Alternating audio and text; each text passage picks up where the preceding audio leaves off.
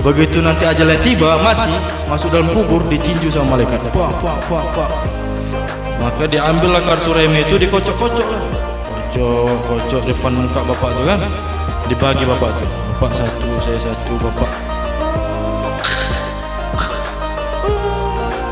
Begitu nanti ajalnya tiba, ya kan? Begitu nanti dia mati, masuk ke dalam kubur.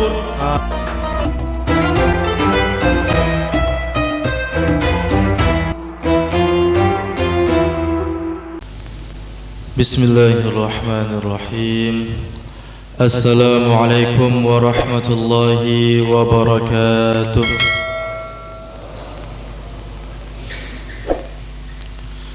Dari sambutan salamnya kayaknya kekenyangan ini semua. Alhamdulillah ya hamdan katsiran thayyiban mubarakan fih. Asyhadu an la ilaha illallah wahdahu la syarika lah. وأشهد أن محمدا عبده ورسوله لا نبي بعده اللهم صل وسلم على سيدنا ومولانا محمد وعلى آله وصحبه أجمعين أما بعد قال الله تعالى في كتابه العظيم أعوذ بالله من الشيطان الرجيم بسم الله الرحمن الرحيم والعصر إن الإنسان لفي خسر إلا الذين آمنوا وعملوا الصالحات وتواصوا بالحق وتواصوا بالصبر قال رسول الله صلى الله عليه وسلم ثلاثة كلهم ضامن على الله وإن عاش رزق وكفيه وإن مات أدخله الجنة من دخل بيته فسلم فهو ضامن على الله ومن خرج إلى المسجد فهو ضامن على الله ومن خرج في سبيل الله فهو ضامن على الله وقال أيضا من شهد أن لا إله إلا الله يصدق لسانه دخل من أبواب جنة الشر وقال رسول الله صلى الله عليه وسلم. Yang saya muliakan dan saya hormati Bapak Imam beserta pengurus masjid dan semua jamaah subuh, yang mudah-mudahan Allah Subhanahu wa taala senantiasa memberikan kita kebaikan-kebaikan. Amin. Hadirin Allah Subhanahu wa taala, sudah seharusnya kita untuk beristiqamah bersyukur kepada Allah Subhanahu wa taala, sebab Allah Subhanahu wa taala masih memberikan kita kesempatan. Allah Subhanahu wa taala berikan kita iman, berikan kita hidayah, sehingga dengan itu semua kita bisa berada di bulan Ramadan dalam keadaan taat kepada Allah Subhanahu wa taala. Dan hadirin Allah Subhanahu wa taala, semakin panjang atau semakin banyak kita bersyukur, maka semakin banyak juga kebahagiaan-kebahagiaan kita akan diberikan oleh Allah Subhanahu wa taala. Nabi sallallahu alaihi wasallam bersabda, "Man syahida an la ilaha illallah yusaddiqu lisanahu dakhala min abwabi jannati syar." Barang siapa yang akhir hayatnya mengucapkan kalimat la ilaha illallah dan hatinya membenarkan apa yang dia katakan lidahnya atau lisannya, maka dia akan masuk surga dari pintu mana saja yang dia kehendaki. Alim ulama mengatakan, seseorang itu bisa meninggal dunia atau dia meninggal dunia itu tergantung hobinya di masa hidupnya. Kalau dia hobinya mancing, bisa juga meninggal dalam keadaan mancing. Kalau dia hobinya balap-balapan, bisa juga meninggal pas balap-balapan. Seperti tadi malam, ya kan? Ada orang meninggal balap-balapan di Jalan Tembus, meninggal nggak sampai hari raya Idul Fitri. Ada juga orang yang bisa meninggal mengucapkan la ilaha illallah karena dia memang senantiasa mengusahakan dirinya untuk senantiasa taat kepada Allah Subhanahu wa taala. Ada satu kisah teman kita namanya Ustadz Abu Amir. Ustadz Abu Amir ini orang Pekanbaru. Kebetulan beliau ini teman kecil atau tetanggaan sama Ustadz Abdul Somad. 2019 kita sama-sama belajar dakwah di Jakarta. Beliau cerita, waktu saya dakwah di daerah Siak, Indragiri Hulu, di dalam Riau, pelosok di dalam hutan, maka dia dakwah bersama rombongannya. Begitu beliau sampai ke dalam masjid, maka ada satu orang ibu-ibu berlari-lari mendatangi jamaah. Sampai di depan masjid, beliau mengatakan, Pak Ustaz, tolong saya Pak Ustaz, tolong saya Pak Ustaz. Begitu terus dia ngomong. Maka kata Ustaz Abu Amir, ibu duduk dulu, santai dulu. Gak bisa Pak Ustaz, tolong saya Pak Ustaz. Apa yang bisa kami tolong wahai ibu? Tolong datang ke rumah saya Pak Ustaz. Ternyata begitu Ustaz Abu Amir datang sama ibunya itu ke rumahnya, ternyata suami ibu ini lagi cengap-cengap, lagi ngorok, lagi sakaratul maut, lagi mau meninggal. Cuma masalahnya biasanya orang yang ngorok-ngorok itu, orang cengap-cengap itu hanya sekitar berapa menit saja, paling lama seberapa jam lah, nggak bisa lama-lama. Masalahnya bapak ini atau suaminya ibu ini itu cengap-cengapnya sudah berhari-hari nggak meninggal. Maka khawatir penduduk kampung, kenapa nih, ada apa? Kok nggak meninggal? Cengap-cengap terus. Maka ditalkinkanlah oleh Ustaz Abu Amir ini, wahai bapak, ucapkanlah la ilaha illallah. Dia noleh. Pak, ucapkan la ilaha illallah. Berkali-kali digitukan, noleh terus, nggak bisa mengucapkan. Maka ditanya, wahai ibu, ini suaminya kebiasaannya apa? Kok nggak mau nih ngucapin la ilaha illallah? Pak Ustadz, suami saya ini kebiasaannya main judi gaplek, judi remi itu. Oh, kalau kayak gitu tolong ambilkan kartu remi dulu, Bu. Wah, ada Pak Ustadz nih. Masa pula orang mau meninggal pakai apa, kartu remi kan? Enggak, coba ambil dulu, Bu. Maka diambillah kartu remi itu, dikocok-kocok lah. Kocok depan muka bapak itu kan, dibagi bapak itu, bapak satu, saya satu, bapak satu, saya satu. Begitu dibanting, ceki, meninggal bapak itu tadi. Ternyata rupanya memang dia suka judi ceki bapak. Jadi orang yang meninggal itu tergantung hobinya atau kebiasaannya di masa hidupnya. Ada juga teman kita di Lampung, seorang bapak, masya Allah, dia senangnya tuh ngajak orang ke masjid, Pak. Dia senangnya itu ngajak orang ke masjid. Mungkin kayak Pak Ahmad Jaki lah kan. Jadi sering ngajak ke masjid, ketok-ketok, assalamualaikum Pak, assalamualaikum, ayolah kita ke masjid Pak. Kita ni hamba Allah, tinggal di muka bumi Allah, tugasnya untuk taat kepada Allah. Di hati kita ni ada kalimat la ilaha illallah. Berhari-hari dia ngomong seperti itu, Pak. Suatu ketika habis asar, dia ngajak orang ke masjid.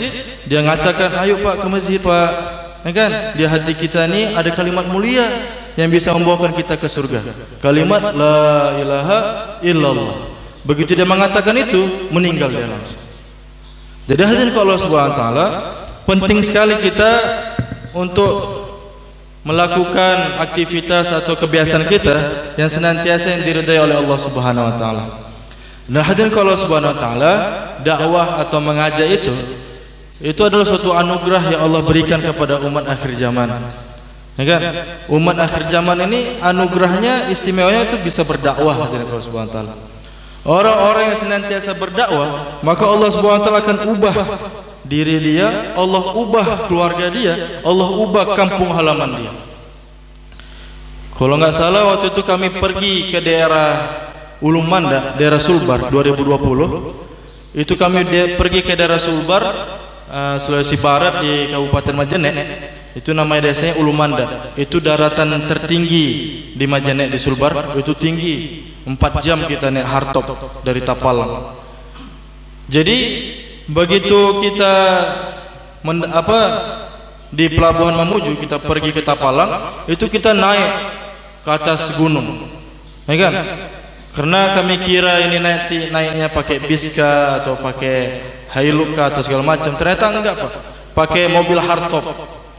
Jadi mobil hardtop itu ngeri sekali dan naiknya. Sudahlah pakai mobil hardtop, di bannya itu dipakaikan rantai lagi.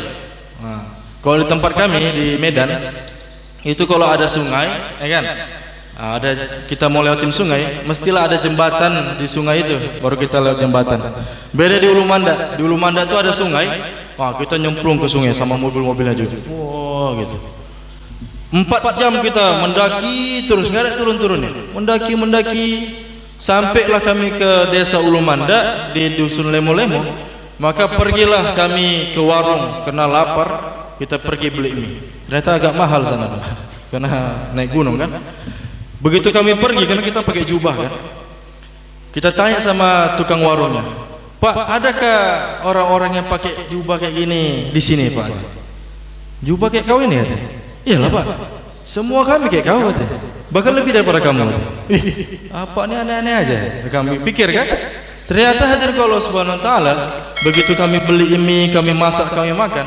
Ternyata semua orang laki-laki yang berada di desa itu semuanya sholat di masjid. Baik yang anak kecil maupun yang tua, hanya satu saja yang tidak sholat di masjid. Itu pun karena tulang punggungnya patah, karena dia nggak bisa ke masjid. Semuanya sholat di masjid. Berkah luar biasa itu kampung. Kami kira ini kampung ketinggalan, ternyata kita yang ketinggalan di kota, ketinggalan amalannya. Jadi hadirin Allah Subhanahu Wa Taala, kami lihat itu di daerah Ulu Manda, betapa hebat di sana, Pak. Semua perempuan pakai nutup aurat secara sempurna. Pakai tutup aurat secara sempurna. Bahkan anak-anak itu banyak yang pakai cadar. Apalagi nenek-nenek. Makanya nggak bisa kami bedakan mana nenek-nenek, mana anak gadis. Karena pakai cadar semua.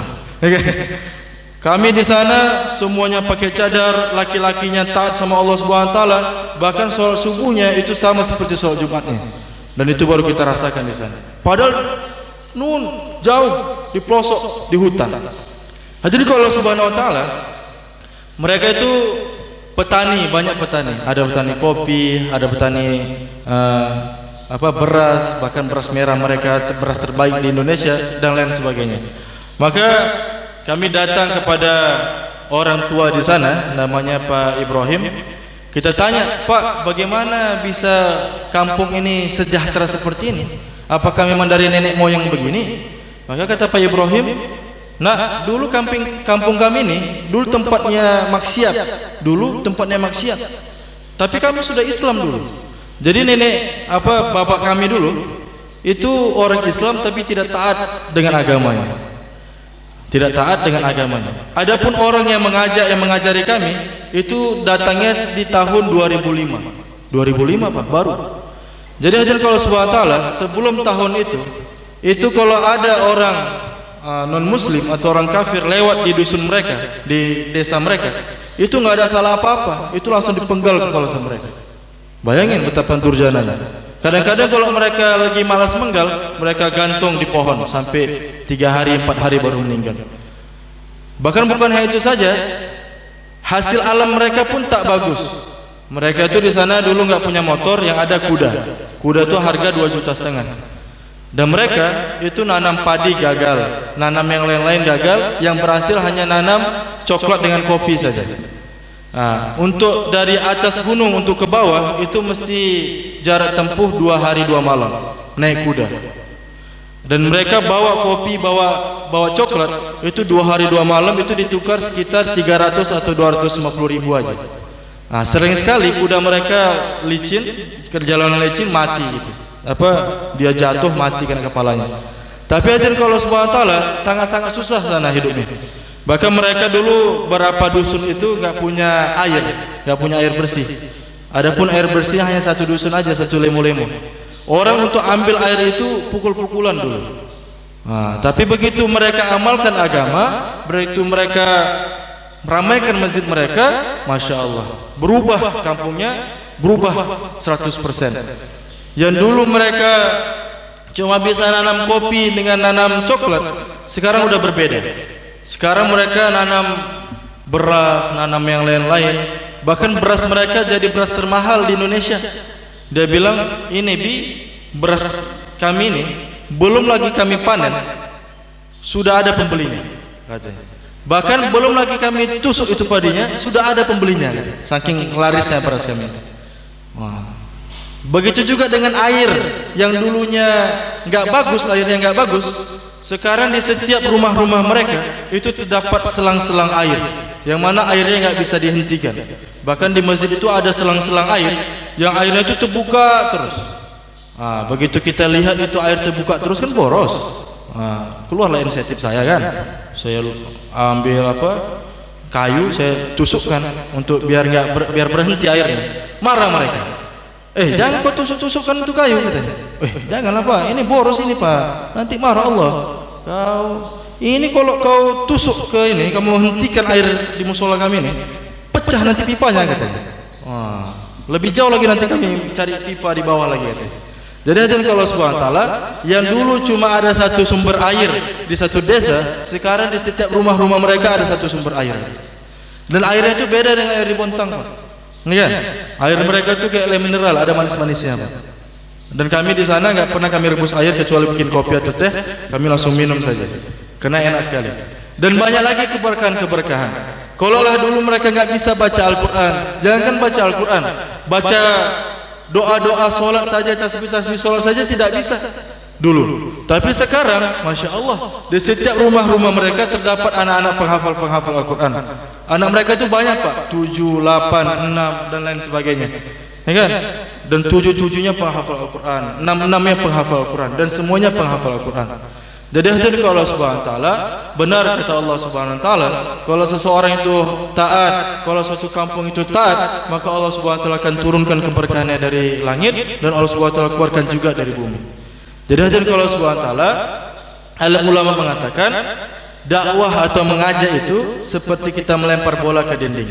Kalau kita lempar bola itu pelan, maka bola itu akan memantul kepada kita pelan. Kalau kita lempar dengan kuat, maka bola itu akan memantul kepada kita kuat juga. Artinya, apa yang kita sampaikan kepada seseorang, maka itu akan kembali kepada diri kita sendiri. Kembali kepada diri kita sendiri. Kita mengajak orang untuk solat, bukan berarti kita ni ahli solat, bukan berarti kita ni ahli ibadah, tetapi agar Allah Subhanahu wa taala berikan kita kekuatan untuk bisa melaksanakan solat. Kita mengajak orang untuk bersedekah, bukan berarti ini kita dermawan, tetapi agar Allah Subhanahu wa taala murahkan rezeki kita untuk bisa bersedekah. Kita mengajak orang untuk bisa pergi haji, bukan berarti kita ni Pak Haji, tetapi agar Allah Subhanahu wa taala bisa membuatkan kita untuk bisa pergi haji. Jadi apa kita sampaikan kepada seseorang itu kembali kepada diri kita sendiri, agar Allah Subhanahu wa taala. Terkadang kita malu, kita orang yang sempurna tapi kita malas dakwah. Ya kan? Harus punya ilmu dulu, harus punya banyak-banyak ilmu dulu. Imam Syafi'i mengatakan, kalau kamu mau belajar, kalau kamu mau mengajar, maka setidak-tidaknya kamu harus memiliki masa di pondok itu sekitar 9 tahun. Tapi kalau kamu mengajak, mendakwah, itu hanya 3 saja hurufnya. Ayo, ayo solat ke masjid, ayo itikaf, Masya Allah, ayo baca Al-Quran, ayo kita makmur ke masjid, ayo. Kalau kita bisa mengatakan ayo, maka insya Allah kita bisa berdakwah. Bahkan hanya bukan mengatakan ayo saja, Pak. Kadang-kadang ada orang itu tunarungu, Pak, bisu dan tuli, dia bisa berdakwah juga, Pak. Orang tunarungu, bisu dan tuli itu bisa berdakwah. Ada satu orang tunarungu itu diceritakan dia berdakwah di kerumunan orang. Dia dakwahnya begini, Pak, nggak pakai suara memang. Dia dakwah begini.